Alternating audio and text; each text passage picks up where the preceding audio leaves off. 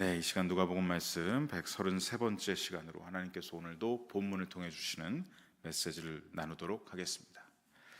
예수님이 말씀하시는 하나님 나라의 비유, 우리 겨자씨 비유와 누룩의 비유, 이 말씀을 함께 살펴보고 있습니다. 지난 시간에는 19절에 겨자씨 비유를 통해서 말씀하시는 하나님 나라의 속성을 우리가 함께 살펴봤습니다. 겨자씨는 어떤 식물이었느냐? 당시 갈릴리 지역에서 굉장히 흔한 식물이어서 이러한 겨자씨를 굳이 자기 채소밭에 가져다 심는 농부에 대해서 말씀하셨는데, 이것은요 누가 봐도 미련하고 어리석은 행동으로 보이기가 마련입니다. 굳이 흔한 식물을, 바깥에서 흔하게 볼 수 있는 식물을 자기 채소밭에 심는 것은 누가 봐도 미련해 보이는 것이죠. 그래서 어디를 가든 흔하게 핀 겨자를 뭐하러 자기 밭에 심느냐라는 질문을 하게 되는 그런 비유였습니다. 즉 예수님은 이를 통해 이러한 메시지를 주고 계신 것이죠. 복음은 마치 세상 사람들에게는 이렇게 미련하게 보이고 연약한 것으로 보이고 작아 보이는 것으로 보이고 거리끼는 것으로 보인다라는 메시지를 주시는 것입니다. 그래서 고린도전서 1장 22절로 23절 말씀처럼 유대인에게 복음은 거리끼는 것이었고 헬라인에게 복음은 미련한 것으로 여겨졌죠. 23절에 보면 나타납니다. 유대인들에게 복음은 아마 이렇게 여겨졌을 것입니다. 아니, 예수라는 사람은 대제사장의 종교재판에서 이단으로 판정을 받은 사람이 아닌가, 그래서 그 사람이 십자가형을 언도받은 것이지 그가 어떻게 메시아가 될 수가 있느냐, 무슨 소리를 하는 것이냐, 메시아는 아직 오지 않았다. 그래서 지금까지도 메시아를 기다리고 있는 것이 바로 유대민족입니다. 이렇게 유대인들에게 복음은 받아들일 수가 없는 거리끼는 것이 되었죠. 헬라인들에게는 또 어떻게 여겨졌습니까? 죄가 있으니까 총독에게 십자가형을 언도받은 것 아닌가, 저 유대 땅에서 예수라는 죄인이 십자가에 달려 죽은 것이 나와 무슨 상관이 있다는 말이냐, 그가 우리를 구원한다고 말도 안 되는 소리 하지 말고 그럴 시간에 철학이나 공부해라. 이렇게 헬라인들에게는 복음이 미련한 것으로 여겨졌습니다. 그러나 이렇게 유대인과 헬라인들 중에 복음을 거리끼지 아니하고 복음을 미련한 것으로 여기지 아니하고 자기 마음에 모셔 받아들이고 영접한 사람들에게, 그에게는 복음이 어떤 일을 일으킵니까? 고린도전서 1장 18절 우리 함께 읽어보겠습니다. 십자가의 도가 멸망하는 자들에게는 미련한 것이요 구원을 받는 우리에게는 하나님의 능력이니라. 이어서 1장 24절도 함께 읽어보겠습니다. 오직 부르심을 받은 자들에게는 유대인이나 헬라인이나 그리스도는 하나님의 능력이요 하나님의 지혜니라. 그리고 본문 오늘 누가복음 13장 19절 말씀도 함께 읽겠습니다. 마치 사람이 자기 채소밭에 갖다 심은 겨자씨 하나에 같으니 자라 나무가 되어 공중의 새들이 그 가지에 깃들였느니라. 아멘. 예전이나 지금이나 대부분의 세상 사람들은 복음을 듣기 꺼려하고 복음을 받아들이기엔 미련한 것으로 여길 때가 많습니다. 정말 겨자씨와 같이 작고 연약해 보이는, 아무런 능력이 없을 것 같은 복음이지만 그럼에도 불구하고 그 복음을, 그 작은 복음의 씨를 받아들인 사람에게는 구원이 임하는 하나님의 능력이 나타나고 놀라운 하나님의 지혜를 깨닫게 되고 자기만 구원받을 뿐만 아니라 성장하여 나무가 되어 다른 수많은 영혼들까지도 하나님의 구원을 얻게 하는 하나님 나라 공동체를 이룰 수 있도록 놀랍게 성장하고 확장해 간다는 것입니다. 겨자씨와 같은 복음이 심기기만 하면 이토록 놀랍게 하나님 나라는 성장하고 확장한다는 것을 예수님은 이 첫 번째 겨자씨 비유로 말씀해 주신 것이죠. 이 겨자씨 비유의 말씀은요, 말씀으로 끝나지 않고 실제가 되었습니다. 기독교 2000년 역사 가운데 예수님을 통해 저 유대 땅에 숨겨졌던 작은 복음이, 하나의 복음이 어떻게 됩니까? 성령의 능력을 힘입은 사도들과 여러 십자가와 부활의 증인들을 통하여서 성장하고 확장해 나갔습니다. 그 성장과 확장은 실로 놀라웠습니다. 온 예루살렘을 넘어 온 유대를 넘어 사마리아를 넘어 소아시아 튀르키예를 넘어 헬라의 그리스를 넘어 로마를 넘어 유럽을 넘어 영국을 넘어 미국을 넘어 아시아 땅, 이 한반도 땅에도 하나님 나라는 성장하고 확장해 갔습니다. 지금도 어떻습니까? 온 세계 열방 가운데 수많은 선교사님들이 지금도 복음의 겨자씨를 뿌리고 심고 계십니다. 성장하고 있습니다. 확장하고 있습니다. 이것이 바로 복음을 통해 나타난 하나님의 놀라운 구원의 능력과 지혜입니다. 오늘 우리 영일교회 공동체를 보십시오. 이 양재동은 사실 영적 불모지 아니었습니까? 예전에 강남이 개발되던 시기, 여기에 누가 복음을 믿고 교회 공동체를 이루었겠습니까? 그런데 그러한 땅에 하나님은 영일교회 공동체를 이루셨습니다. 하나님의 놀라운 구원의 능력과 지혜를 보십시오. 그분의 경륜을 통하여 이 양재동에 하나님 나라가 심겨진 것입니다. 바로 이제 저와 여러분을 통해서 어떻게 되느냐? 하나님 나라는, 영일교회 공동체는 앞으로도 성장해야 하고 확장되어 가야 합니다.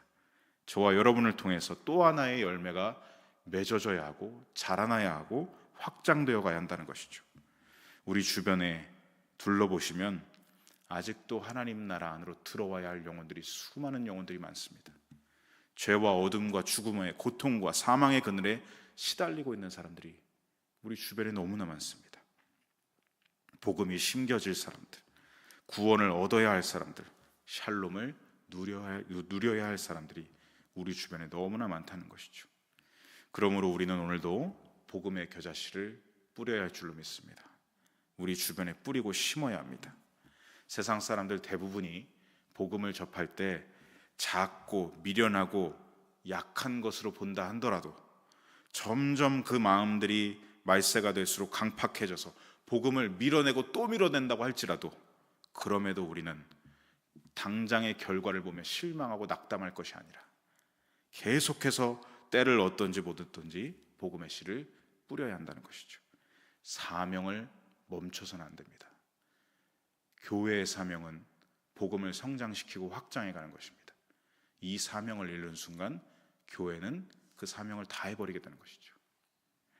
오늘도 내일도 복음의 겨자씨를 주변에 심으시기 바랍니다. 그러면 농부 되신 아버지께서 일하시고 성령으로 그 복음의 씨가 반드시 자라나게 하실 줄로 믿습니다.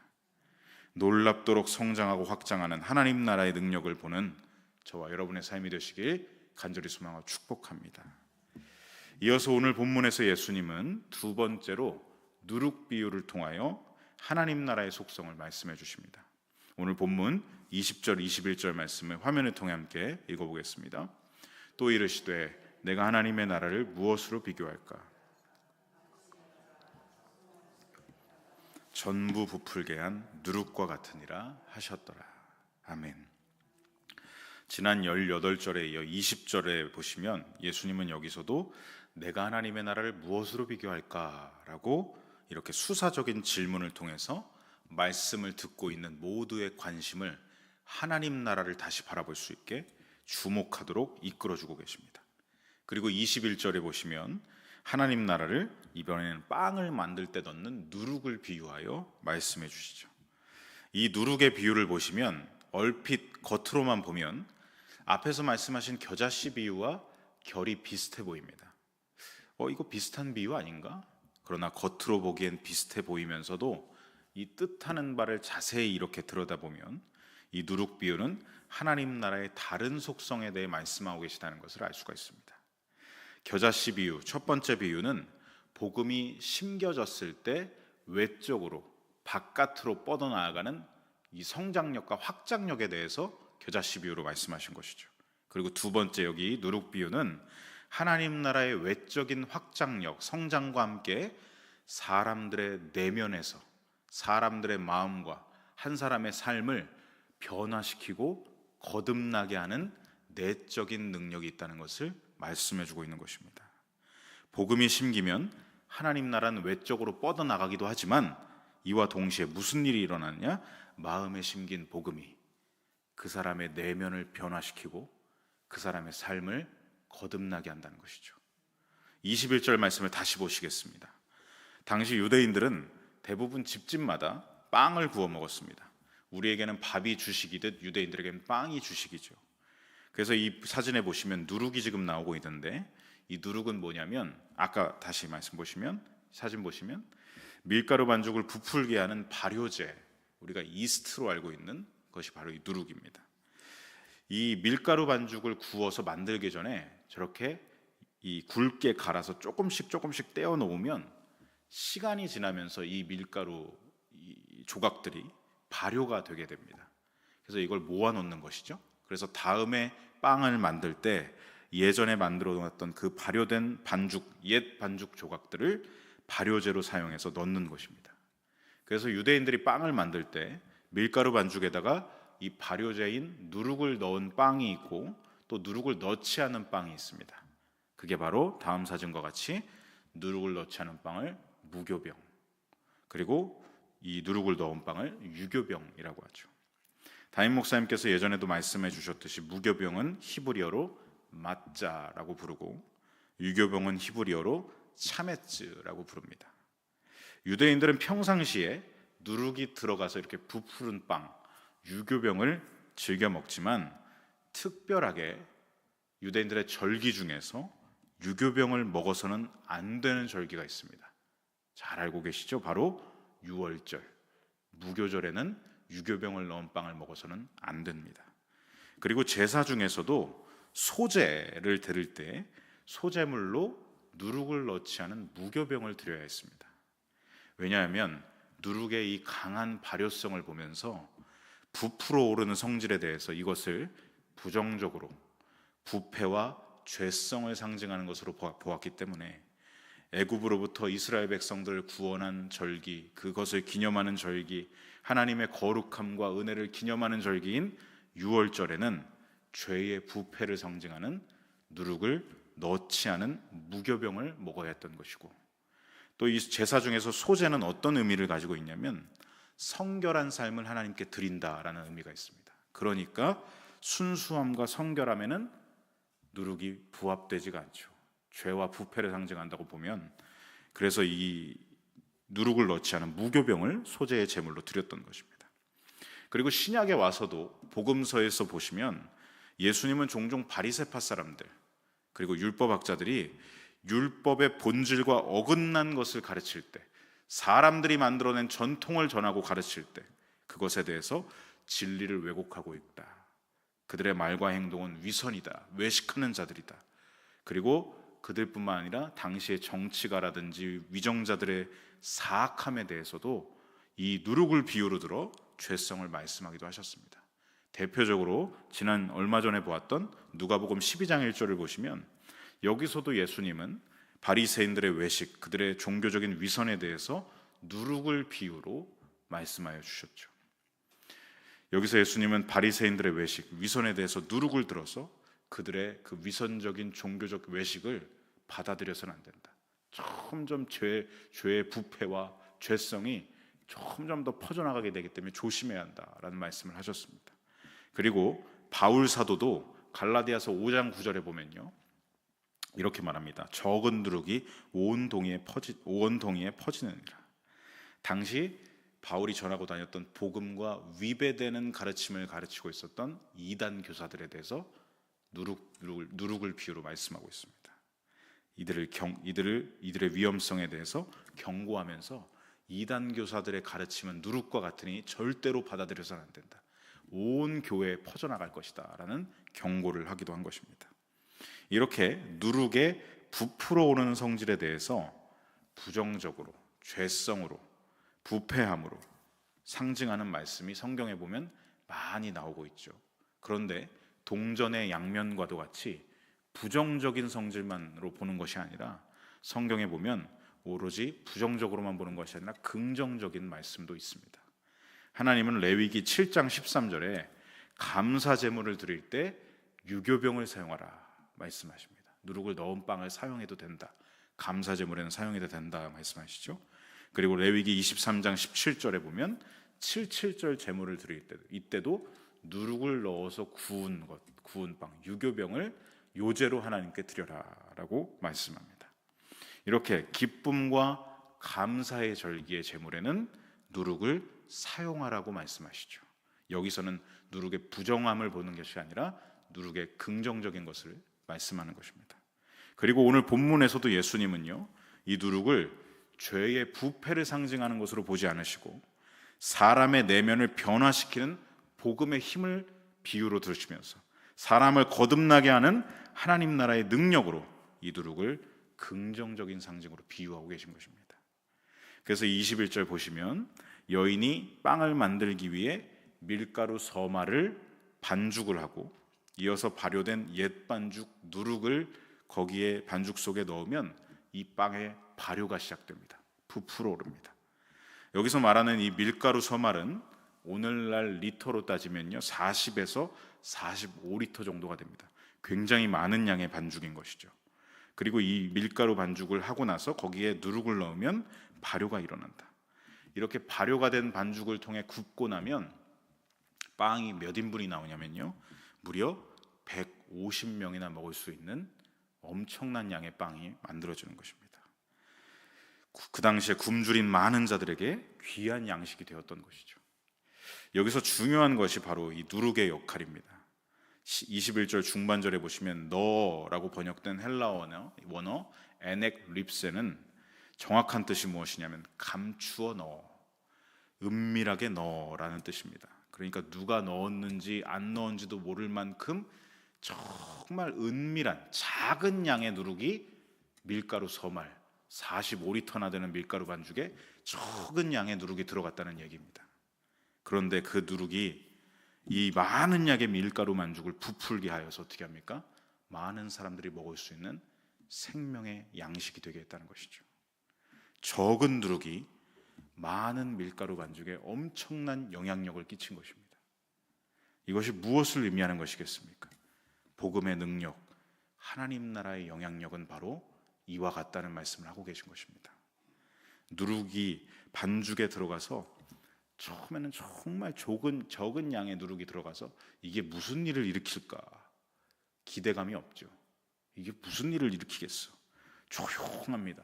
발효가 일어나는지 안 일어나는지도 금방 눈에 띄지 않습니다.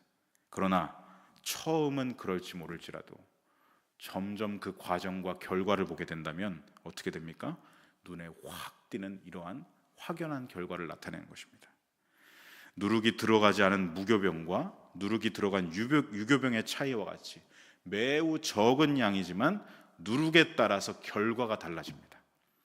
누룩은 조금만 넣어도 이렇게 밀가루 반죽을 부풀리고 밀가루 반죽을 부드럽게 만드는 것이죠. 복음도 이와 같습니다. 사람의 마음에 적어 보이는 이 누룩과 같은 복음이 들어가면요 복음은 점점 그 사람의 마음을 변화시켜 갑니다. 강팍하고 굳었던 마음에 복음이 일단 들어가기만 하면 그 마음을 하나님의 사랑으로 부드럽게 변화시켜 갑니다. 굳은 마음을 부드럽게 변화시켜 가죠. 여러분 대표적으로 성경 인물을 한번 보시면 삭개오를 한번 생각해 보십시오. 삭개오, 이 사람 원래 매우 강팍하고 굳은 마음을 가졌던 사람입니다. 동족인 유대인들로부터 죄인 취급을 받고 온갖 지탄을 받으면서 마음이 강팍해져 갔던 세리장이었죠. 세리장의 높은 위치와 또 경제적으로는 풍요로운 삶을 살았을지는 모르겠지만 그의 마음은 어떠했겠습니까? 늘 지옥과 같았을 것입니다. 로마의 앞잡이라는 손가락질, 동족들의 고열을 빨아먹는 자라는 손가락질, 온갖 손가락질 속에 누구도 그에게 가까이 오는 사람이 없었습니다. 그의 마음은 점점 지옥으로 변해갔을 것이죠. 그런데 그런 그에게 유일하게 한 분이 가까이 나오셨습니다. 바로 예수님이셨죠. 예수님이 삭개오를 찾아가서 일부러 삭개오를 찾아가서 말씀하십니다. 삭개오야 거기서 내려와라. 내가 오늘 너의 집에 유해해야 되겠다. 예수님의 이 친밀한 부르심의 음성은 삭개오에게 복음이 되었습니다. 복음은 말 그대로 기쁜 소식이죠. 지옥과 같은 마음에 한 줄기의 빛이, 이 복음의 빛이 임한 것입니다. 그 순간 그의 강팍했던 마음은 열려 부드러워지고 예수님을 당장 모시기 위해서 뽕나무에서 내려와서 예수님을 자기 집에 모셔드리는, 예수님을 영접한 것이죠. 그러자 그의 삶은 곧바로 변화됩니다. 그가 뭐라고 고백합니까? 주님, 제 소유의 절반을 가난한 자들에게 나눠주겠습니다. 만일 누구의 것을 속여 빼앗은 일이 있으면 그에게 네 갑절로 제가 갚겠습니다. 여러분, 복음 이전에는 이러한 말과 이러한 고백을 상상조차 할 수 없었던 사람이었습니다. 그런데 복음이 그 안에 심기니 이러한 놀라운 역사를 만들어낸 것이죠. 복음은 마음을 변화시키고, 마음만 변화시키는 것이 아니라 말도 변화시키고 그의 삶의 행실도 변화시키는 것입니다. 실천하고 순종으로 이어지는 것이죠. 그러자 예수님이 이렇게 그에게 선포하십니다. 오늘 구원이 이 집에 이르렀으니 이 사람도 아브라함의 자손이다. 여러분, 이것이 바로 복음의 힘입니다. 한 사람의 인생을 악명 높았던 세리장에서 모두에게 사랑받는 아브라함의 아들로 변화시키는 힘이 바로 복음이 가진 힘인 것이죠.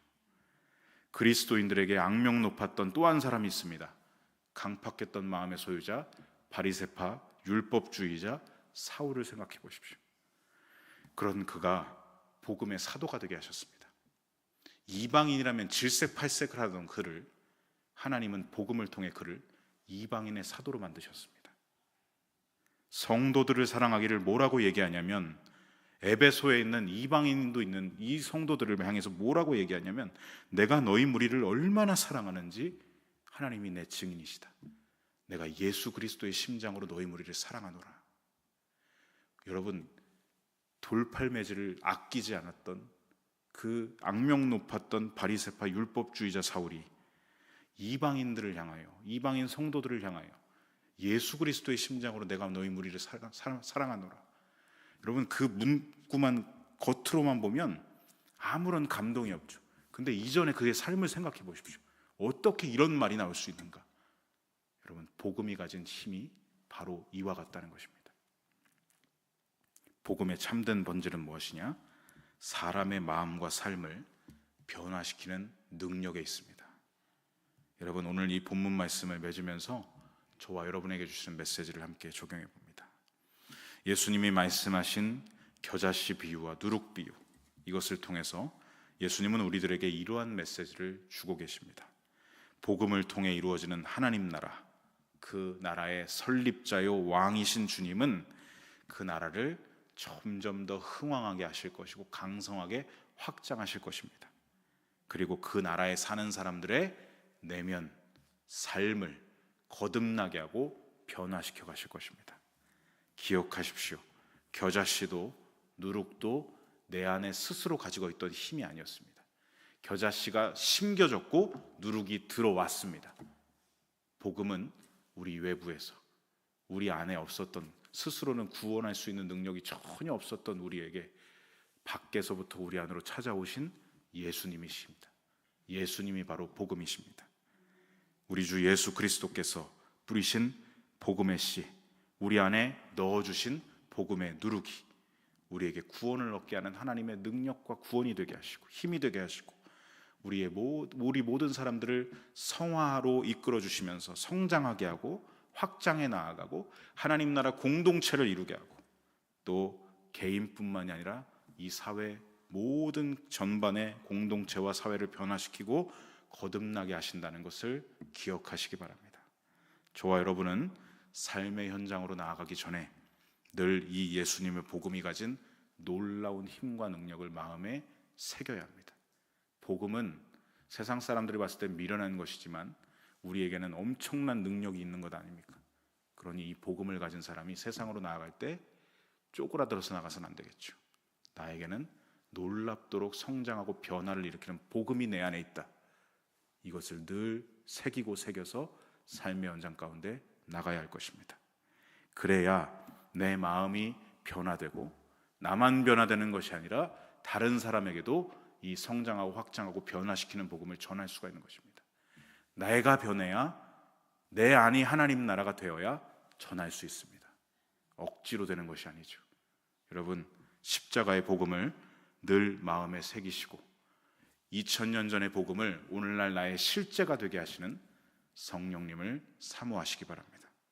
그러면 내 안에 있는 복음의 힘이, 성령의 역사하심이 나를 살리고 나와 더불어 우리 주변의 영혼들을 살리게 될 줄로 믿습니다. 그렇게 저와 여러분의 삶이 복음의 겨자씨로 세상에 뿌려지고 복음의 누룩으로 사람들의 마음에 들어가서 나도, 가정도, 교회도, 학교도, 직장도, 우리 주변 이웃과 친구도 그렇게 온 세상을 하나님 나라로 변화시켜가는 놀라운 축복의 통로로 살아가시기를 간절히 소망하고 축복합니다. 아멘. 우리 찬송가